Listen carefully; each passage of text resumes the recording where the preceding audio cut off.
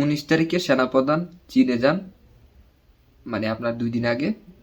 তারপর আজকে আবার এনসিপির যে প্রধান সমন্বয়ক যারা শীর্ষ 8 জন নেতা কর্মীরা চীনে যাচ্ছেন।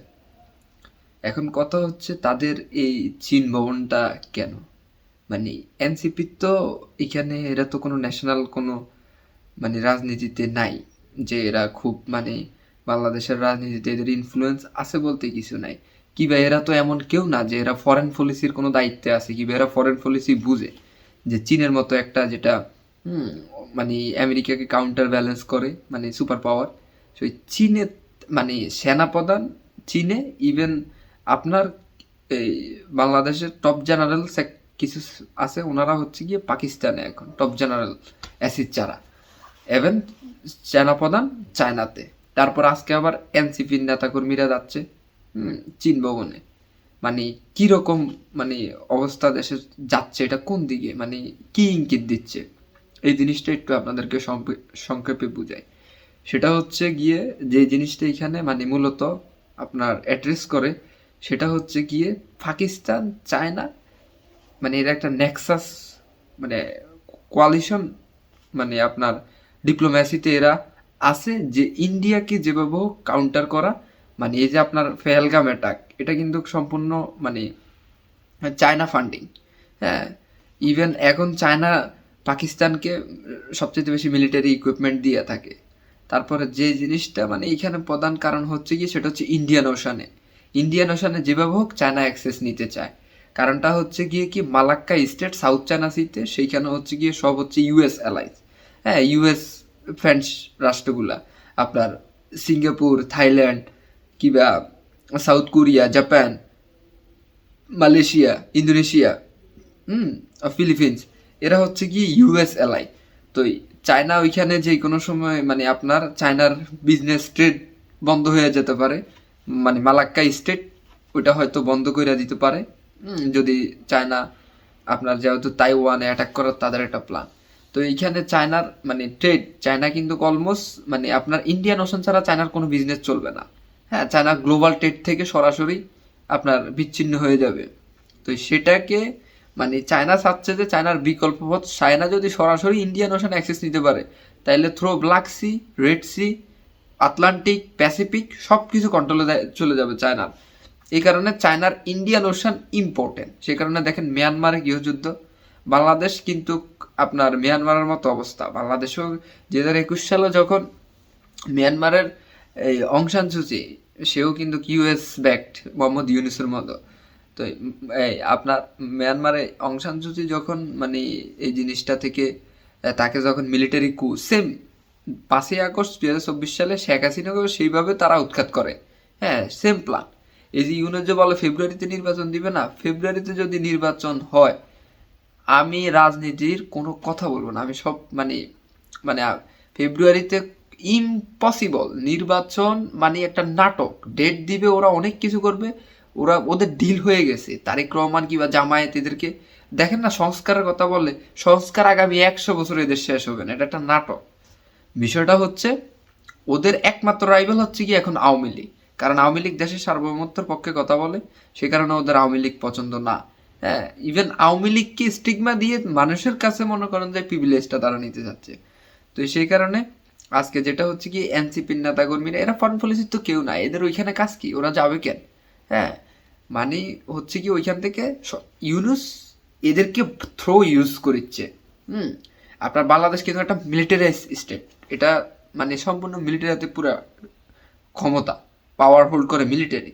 ইউনুস তো মনে করেন যে আপনার সার্ভ করতে আছে আমেরিকান ফরেন পলিসি এই অঞ্চলে, যেমন মিডল ইস্টে ইসরায়েল আমেরিকার ফরেন পলিসি সার্ভ করে, ইউরোপের ন্যাটোর কান্ট্রিগুলা, হ্যাঁ, মানে আমাদের সাউথ এশিয়াতে প্যাসিফিক ওশানের দেশগুলা, এরকম আর কি। তা আপনার যে জিনিসটা পাওয়ার ভ্যাকুয়াম হোল্ড করে, সেটা হচ্ছে গিয়ে যে আজকে এই এনসিপির মাধ্যমে ইউনুস সেইখানে তার কোয়ালিশন অ্যালায়েন্স তৈরি করিচ্ছে, মানে সিক্রেট যত ডিল আছে এগুলা করিচ্ছে। হ্যাঁ, এই হলো গিয়ে মূল বিষয়টা আর কি। ইভেন চায়না থেকে ফান্ডিং আনাচ্ছে, অনেক বিলিয়ন বিলিয়ন ডলার তারা নিয়ে আসতেছে। হুম, যে তারা এই যে চিকেন নেক আলাদা করে দিবে না, চিকেন নেক মানে চায়নার সাথে প্রায় 26 কিলোমিটার মেবি আর 30 কিলোমিটার এতটুক মানে এটা আলাদা করে দিলে ইন্ডিয়া যে 7 স্টেট, এই স্টেট যদি আলাদা করে দেওয়া যায় তাহলে সরাসরি ইউনুস তো বলেই দিয়েছে যে we are the guardian of the ocean, মানে এই ইন্ডিয়ান ওশানের সে গার্ডিয়ান। মানে ইন্ডিয়া কিছু না এখানে, ইন্ডিয়া ওয়ার্ল্ডের লার্জেস্ট নেভির মধ্যে একটা। মানে বাংলাদেশের না আছে, মানে বাংলাদেশের কোথায় নেভি আছে আমি মানে জানি না। মানে ইউনুস কি পাওয়ার হোল্ড করে, কি বেকুম দিচ্ছে সে, মানে মানে আমি জানি না এগুলা। ইন্ডিয়া একটা সুপার পাওয়ার, হ্যাঁ, ওয়ার্ল্ডের 4th largest economy, 4th largest military, 3rd largest military, মানে মানে কি যে বলে এরা আমি জানি না। তো এই বিষয়টা হচ্ছে গিয়ে কি মানে এগুলা অন্যরকম বিষয় কাজ করে এখানে। ফরেন পলিসির ন্যূনতম জ্ঞান যদি এদেশের মানুষের থাকতো তাহলে বুঝতে পারতো ইউনুস এই দেশকে কোথায় নিয়ে যাচ্ছে। বাংলাদেশকে আরেকটা মিয়ানমার তৈরি করবেই, আর বাংলাদেশটা হবেই হবেই হবে। আপনি পাকিস্তানের দিকে তাকান, পাকিস্তান তাদের আজকে সবচেয়ে বড় ফ্রেন্ড, বাংলাদেশের এলায়। পাকিস্তান গত 79 বছর $300 বিলিয়ন জিডিপি সার্ভ করে। বাংলাদেশ পাকিস্তানের চাইতে বাংলাদেশের জিডিপি অনেক গ্রোথ, যেটা শেখ হাসিনা গত 15 বছর করেছে। 500 বিলিয়ন ডলারের উপরে বাংলাদেশের জিডিপি নিয়েছে।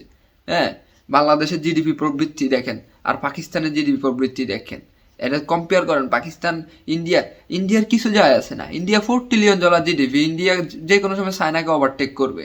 ইন্ডিয়া ওয়ার্ল্ডের ফাস্টেস্ট গোয়িং ইকোনমিক কান্ট্রি। তোমরা ইন্ডিয়ার নিয়ে কথা বলতে কোনো লাভ নাই, ইন্ডিয়ার সাথে কোনোদিন পারবেও না। বাংলাদেশ পাকিস্তানের ইন্ডিয়ার কম্পেয়ারে যাবে না। হ্যাঁ, এই হলো গিয়ে বিষয়টা। আজকে এরা এই এনসিপি এরা ধান্দা পানি করিচ্ছে, জনগণ জাগ্রত হতে হবে, এর বাইরে আর কিছু করার নাই।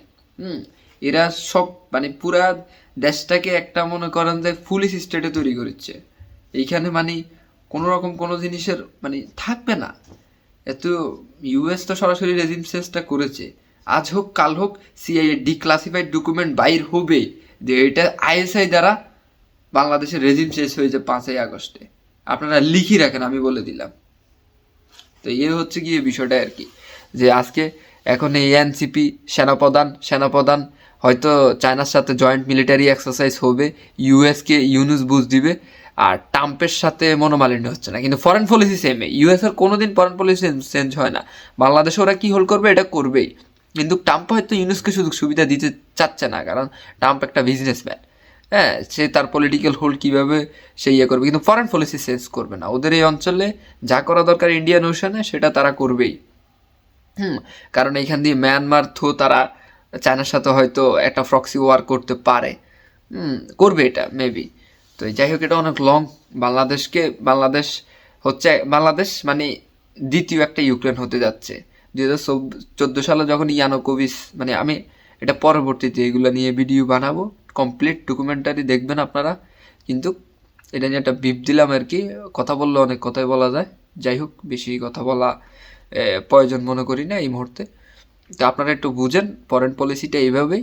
তাদেরকে দিয়ে ইউনুস তার মানি, সে তো মানে ব্ল্যাক মানি হোয়াইট মানির বিজনেস করে না, এনজিও তো ব্ল্যাক মানি হোয়াইট মানির বিজনেস।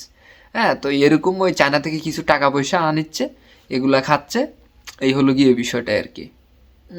কারণ তাইলে সে 2009 সালে ক্লিন্টন ফাউন্ডেশনের সবচেয়ে বড় ডোনেটর হয়ে উঠছে। How he become like this, I don't know. তো আপনাদের মানে বিষয়টা হচ্ছে কি, আমি মানে এই জিনিসটা ইউনুস যে ব্ল্যাক মানির সাথে জড়িত এটারও ডকুমেন্টারি তৈরি করব ইনশাল্লাহ। আপনারা দেখেন, সামনে আসবে, সমস্যা নাই। এই হলো গিয়ে বিষয়টা আর কি। মূলত সে কিছু ফান্ডিং আনিচ্ছে এদের মাধ্যমে, আর এইখানে সেনাবাহিনীর সাথে একটা ডিল হবে, জয়েন্ট এক্সারসাইজ ইন্ডিয়ান ওশানে, এরকম। মানে হয়তো ভারতের 7 সিস্টারের মানে কিছু মিলিশিয়া গ্রুপ অনেক মানে ঝামেলা করবে এরা সামনে, বুঝতে পারছেন, চায়নার সাথে একক হইয়া। কারণ এরা অর্থলোভী, সব এগুলো অর্থলোভী। এই হচ্ছে গিয়ে বিষয়টা আর কি। তো থাকেন, ভালো থাকেন।